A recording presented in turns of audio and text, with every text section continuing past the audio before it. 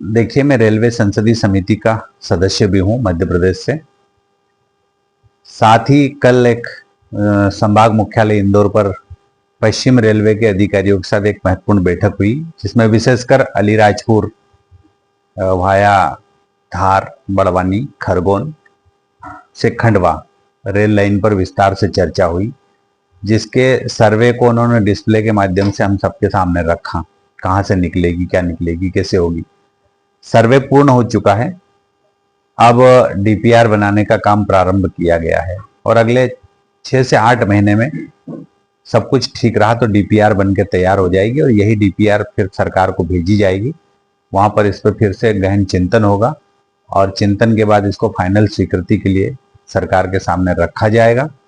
और मुझे लगता है, विश्वास है कि देश के यशस्वी प्रधानमंत्री माननीय नरेंद्र मोदी जी के नेतृत्व में और रेल मंत्री माननीय अश्विनी वैष्णव के मार्गदर्शन में अधिकारी लगातार रेलवे विकास को लेकर काम कर रहे हैं और आगामी बजट में इसकी स्वीकृति अवश्य रूप से मिलेगी, ऐसा मुझे विश्वास है।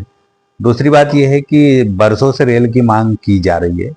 पूर्ववर्ती सरकारों ने कभी भी इस ओर गंभीरतापूर्वक ध्यान नहीं दिया और माननीय मोदी जी ने आदिवासी क्षेत्र को रेल से जोड़ने के लिए पूरी शिद्दत के साथ काम किया है।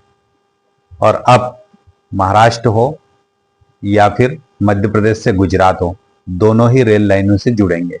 इंदौर मनमाड़ और खंडवा वाया धार, बड़वानी, खरगोन, अलीराजपुर। अब बात यह आती कि इससे क्या होगा, तो लोगों के मन में ये सवाल हमेशा रहते हैं।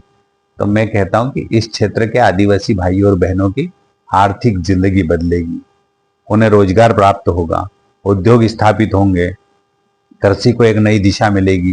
कृषि के क्षेत्र में जो हम लोग अभी तक बाहर ट्रांसपोर्ट के अभाव में सामान नहीं भेज पाते थे, वस्तुएं नहीं भेज पाते थे, अब वो भी हम भेजने लगेंगे। अच्छे दाम मिलेंगे। इस क्षेत्र के अंदर कपास की जो उत्पादन होता है, मिर्च का जो उत्पादन होता है, केले पपीता का जो उत्पादन होता है, उसको बड़े शहरों तक हम भेज नहीं पाते थे।